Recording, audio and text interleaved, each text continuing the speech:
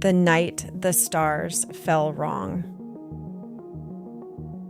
There was an astronomer in New Mexico who stopped believing in patterns.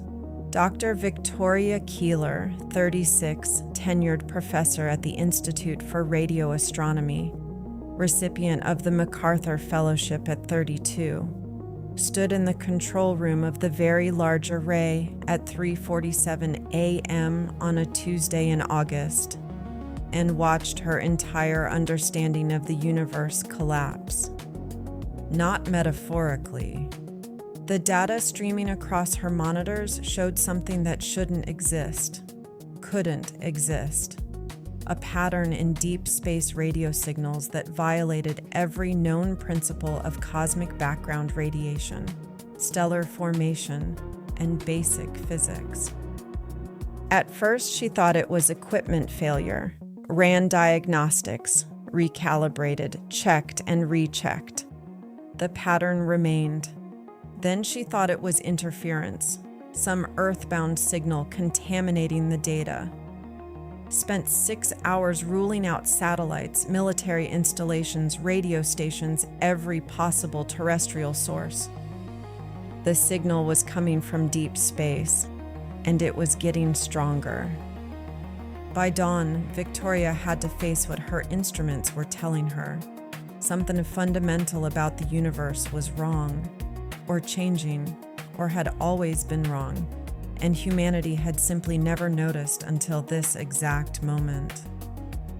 The tower, she thought, remembering the tarot card she'd drawn that morning. She'd been doing daily draws for years, a habit from her mother. The tower showed a tall structure being struck by lightning, people falling from it, everything solid suddenly revealed as unstable. That was this. That was now. Everything she'd built her career on, her understanding of cosmology, her published papers, her reputation as someone who could find patterns in cosmic noise, all of it suddenly uncertain. The tower was falling, and Victoria had no idea if she was supposed to try to hold it up or just let it collapse. She called an emergency meeting with her research team at 10 a.m. There were 5 of them. Marcus, astrophysics postdoc, brilliant and anxious. Jennifer, data analyst, methodical and skeptical. David, radio engineer, practical and unflappable. Irene, grad student hungry for discovery.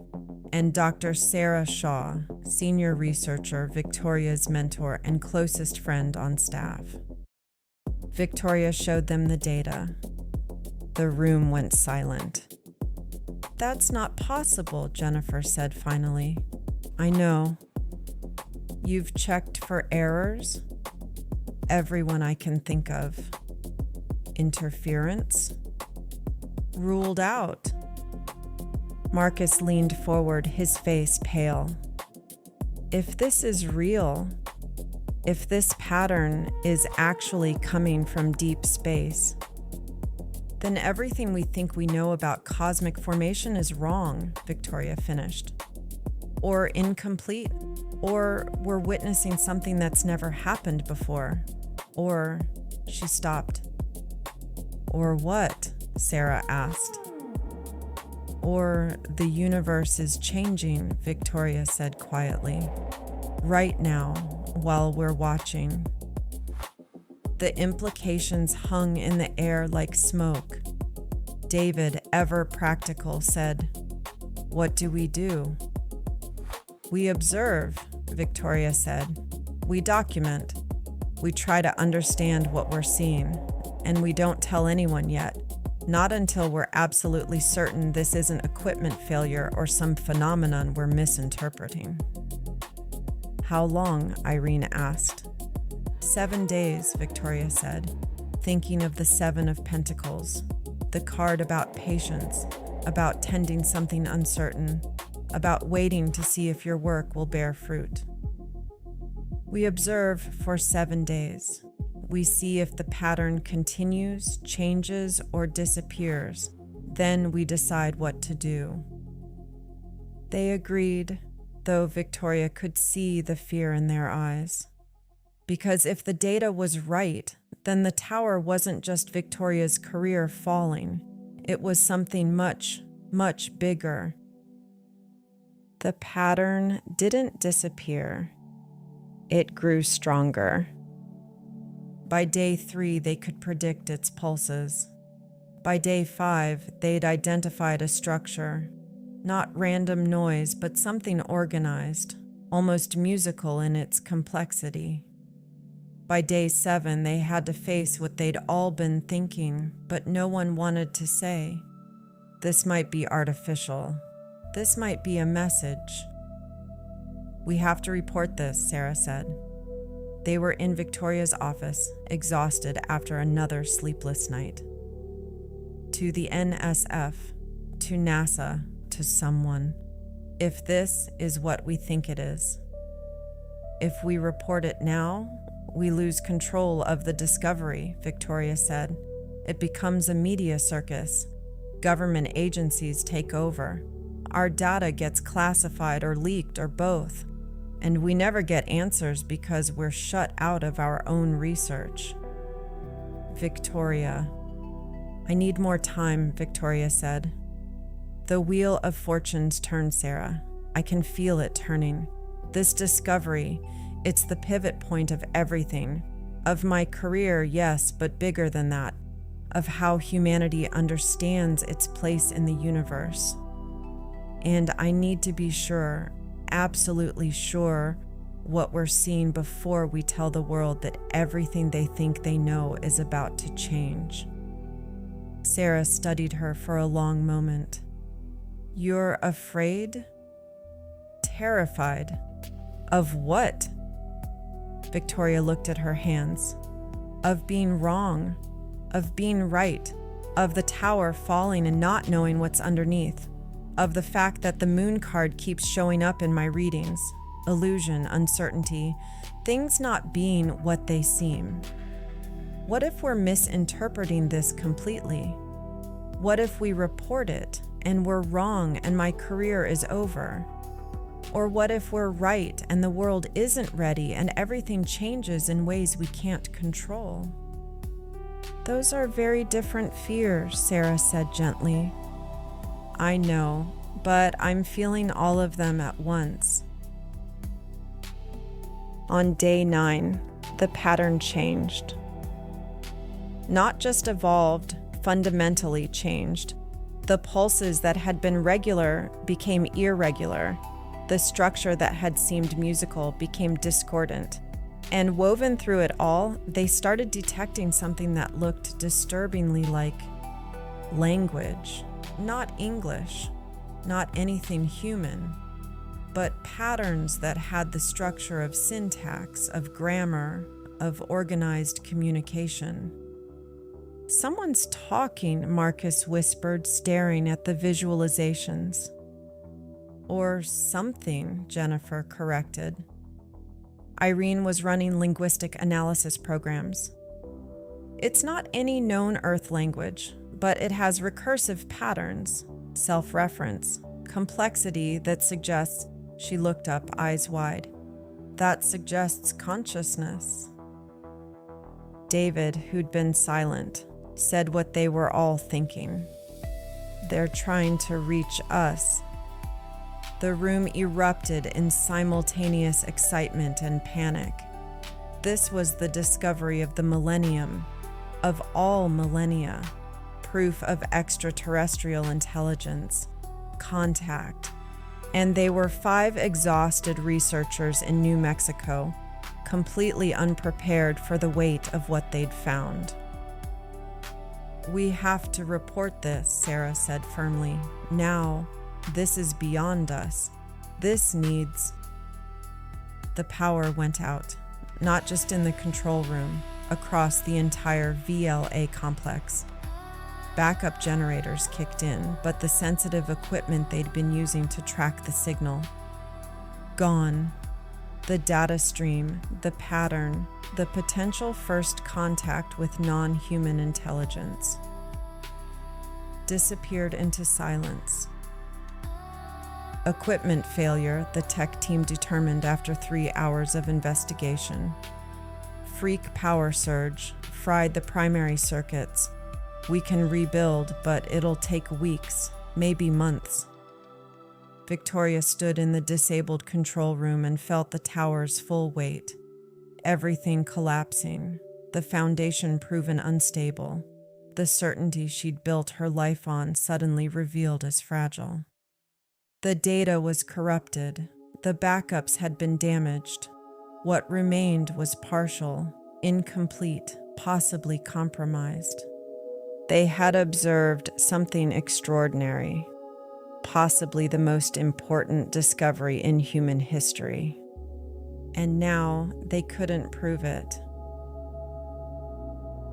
"This is the moon," Victoria said to Sarah that night. They were sitting outside under the actual moon, full and bright and indifferent to human discoveries. Illusion, uncertainty, things hidden in shadow. "We saw something, I know we saw it, but now it's gone and we have no way to prove what we witnessed. Was it real? Was it interference we misinterpreted? Will anyone believe us?" "We have partial data," Sarah said. "We have our observations. We have 5 witnesses who all saw the same thing." "We have a story that sounds like wishful thinking or fraud," Victoria said. "Astronomer claims first contact but conveniently loses all data. Do you know how that sounds?" "Like bad luck, like the wheel of fortune turning." "Turning the wrong way," Victoria said bitterly. Sarah was quiet for a moment. Then, what if it's turning exactly the way it's supposed to? What if the tower had to fall? What if we weren't meant to have ironclad proof yet? What if this is the beginning of something, not the end? "You sound like a fortune cookie." "I sound like someone who's watched you do tarot readings for 10 years and learned a few things," Sarah said. "The tower isn't just destruction. It's necessary destruction. It clears away false foundations so something true can be built. The wheel turns. Sometimes it takes things away. Sometimes it brings them back, but it's always turning. The moon asks us to navigate uncertainty rather than demand absolute clarity. And the Seven of Pentacles," she smiled. "That's about long-term work, tending something patiently, trusting the harvest even when you can't see it yet." "So what, I just trust the process?" Victoria laughed, but it came out broken. "Everything I've worked for just collapsed. My reputation, my certainty, my ability to understand the universe through pattern and data. It's all gone. And you want me to trust?" "I want you to consider," Sarah said carefully, "that maybe the universe you thought you understood was too small.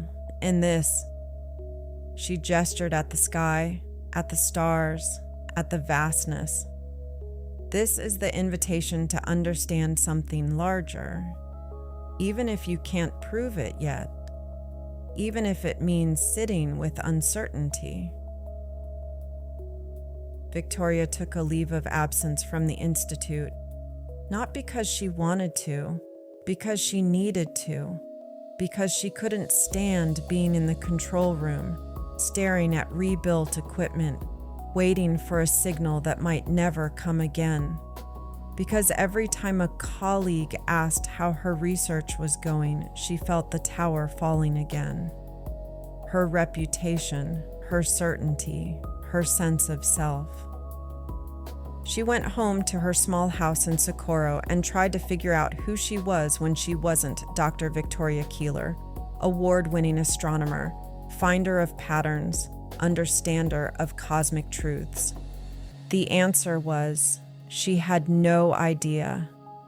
She'd built her entire identity on being able to make sense of chaos, on finding order in noise, on understanding. And now faced with something truly unknowable, something that had appeared and vanished like a dream. She was lost. She pulled tarot cards obsessively. The moon appeared so often it was statistically impossible. The Tower, the Wheel, the Seven of Pentacles. The same 4 cards again and again, like the universe was trying to tell her something she was too stubborn or too scared to hear. On the 14th night of her leave, Victoria drove out to a dark sky site she'd loved since grad school. Just open desert, no light pollution, nothing between her and the universe. She lay on the hood of her car and stared up at the stars. And for the first time since that night in August, she let herself feel it all. The wonder of what she'd witnessed, the grief of losing proof, the terror of uncertainty, the strange, wild hope that maybe, the signal would return. "I don't know what I saw," she said to the stars, to the universe, to whatever might be listening. "I don't know if it was real or if we misinterpreted or if you were actually trying to reach us, but I know," her voice cracked, "I know that seeing it changed me, and I don't know how to live with that uncertainty. I'm a scientist. I need proof. I need data. I need to understand." The stars, predictably, said nothing. But as Victoria lay there, something shifted in her chest. Not understanding, she still didn't understand, but acceptance maybe, or at least the beginning of it. The tower had fallen. Her certainty was gone, but she was still here, still alive, still capable of wonder. The moon card wasn't just about illusion. It was also about intuition, about trusting what you know even when you can't prove it, about navigating by feeling when logic fails. The wheel of fortune turns. You don't control it. You just ride it. The Seven of Pentacles asks, can you tend something without knowing if it will bear fruit? Can you do the work without guaranteed results? And the Tower. The Tower clears away what's false so what's true can emerge. Maybe Sarah was right. Maybe this wasn't the end of Victoria's career. Maybe it was the violent, necessary beginning of something new. She didn't have to know what yet. She just had to be willing to sit in the rubble of the fallen tower and wait to see what grew. 3 months after the signal disappeared, Victoria returned to work. Not to the VLA, not yet, but to teaching, to her undergraduate astronomy courses, to sharing wonder instead of certainty, questions instead of answers. She was different with her students now, less authoritative, more honest.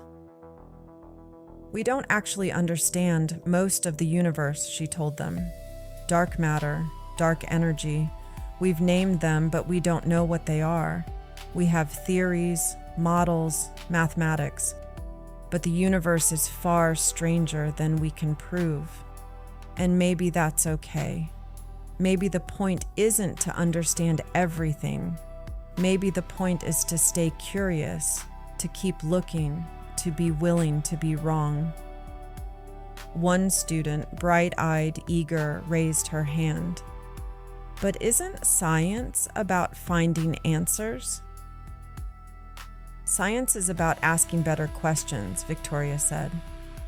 Sometimes the answer is, I don't know.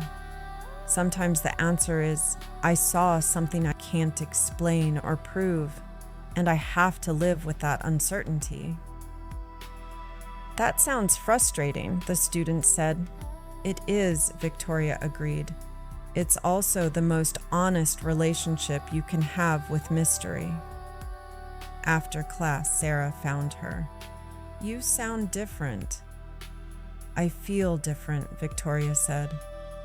"The tower fell. I'm rebuilding. I don't know what I'm building yet, but," she smiled, "I'm willing to find out." "Speaking of which," Sarah said carefully, "we've been getting similar readings. Not the same pattern, but something's happening in the same region of space. Very faint, easy to dismiss as noise, but..." Victoria's heart kicked against her ribs. "Show me." The new pattern was different from the first, quieter, less obviously structured, easy to ignore if you weren't looking for it. But Victoria had learned to see differently now, to trust intuition alongside data, to recognize that sometimes patterns reveal themselves slowly, patiently, to those willing to wait. "It's them," she said, staring at the visualizations. I can't prove it, but I think they're still trying." "Or we're seeing patterns because we want to see them," Jennifer said. "Pareidolia, finding faces in clouds." "Maybe," Victoria acknowledged. "The moon card teaches us that sometimes we can't tell illusion from reality. Sometimes we just have to choose what to trust." She assembled her team, the same 5 who'd witnessed the first signal. "Here's what I propose," she said. "We observe, we document, we wait. We do the Seven of Pentacles work. Patient, consistent, no guarantees. Maybe this signal will strengthen like the first one did. Maybe it'll disappear. Maybe we'll never prove what we saw in August, but..." She looked at each of them. "I'd rather spend my career tending something uncertain than pretending I never saw what I saw." "That's not very scientific," Marcus said, but he was smiling. "No," Victoria agreed. "But it might be more honest." They began the work, not frantically, not desperately, but patiently, setting up redundant systems, multiple recording methods, preparing for the possibility that the wheel might turn again, might take away what it had briefly given, or might bring it back stronger. Victoria started a journal, not a scientific log, though it contained data, but also observations, feelings, uncertainties, an honest accounting of what it meant to work at the edge of knowable and unknowable. "The tower taught me that certainty is an illusion," she wrote one night. "Everything we build is temporary. Every foundation will eventually crack. The question isn't how to avoid the tower falling. It's how to live in a universe where towers fall, where the ground is always shifting, where what seems solid can crumble in an instant." The moon teaches that some truths can't be proven, only experienced, only felt, only trusted despite uncertainty. The wheel of fortune turns. I don't control when or how. I just choose whether to fight it or ride it. And the Seven of Pentacles reminds me, tend the work, trust the process. The harvest comes in its own time, not mine. 6 months after the first signal, on a February night when the desert was cold and clear, the pattern strengthened. Not to the intensity of the first contact, but enough to be unmistakable, enough to prove, to themselves at least, that they weren't imagining it. "They're still there," Sarah whispered, watching the data stream. "They're still trying to reach us." Or we're still learning to hear them, Victoria said. This time they were ready. Redundant recordings, multiple verification methods, a network of collaborating observatories providing independent confirmation. This time, when they reported it, they had proof. Not perfect proof, not slam dunk, end-all debate proof, but enough. Enough for the scientific community to pay attention. Enough for the conversation to begin. Contact made headlines, of course. Victoria did interviews, fielded questions, navigated the media circus with more grace than she'd expected. Because she wasn't trying to prove she was right anymore. She was just sharing what she'd witnessed and inviting others to look too. Some colleagues believed her. Some were skeptical. Some thought the data was contaminated or misinterpreted. And Victoria found she was okay with that. The tower had already fallen. Her ego, her need to be right, her attachment to certainty, all of it had crumbled. What remained was simpler curiosity, wonder, the willingness to sit with mystery. A year after the first signal, Victoria gave the keynote at an international astronomy conference. Standing on stage in front of 2,000 researchers, she told them about that August night, about the tower falling, about losing data, losing certainty, losing her sense of self, about learning to work with uncertainty rather than against it. We want the universe to make sense, she said. We want patterns we can understand, data we can verify, foundations that don't shift. But the universe, she smiled, the universe doesn't care what we want. It's stranger and more beautiful and more mysterious than our models can capture. The signals we've been receiving, they don't fit our expectations of how extraterrestrial intelligence should communicate. They're not binary code. They're not mathematics. They're something else, something we're still learning to hear. And maybe that's the real message, not the specific content of what they're saying. We're still working on that. But the meta message, your models are too small. Your certainty is limiting you. Be willing to not understand. Be willing to sit with mystery. Be willing to let the tower fall so something truer can be built. The applause was mixed, some enthusiastic, some polite, some absent. Victoria had expected that. Not everyone was ready to hear that certainty was optional. But afterward, young researchers approached her. Grad students, postdocs, people still at the beginning of their careers, still open to the idea that not knowing might be as valuable as knowing. "Thank you," one young woman said, "for admitting you're uncertain, for showing us that being a scientist doesn't mean having all the answers." "It never did," Victoria said. "We just pretended it did because the alternative was too scary."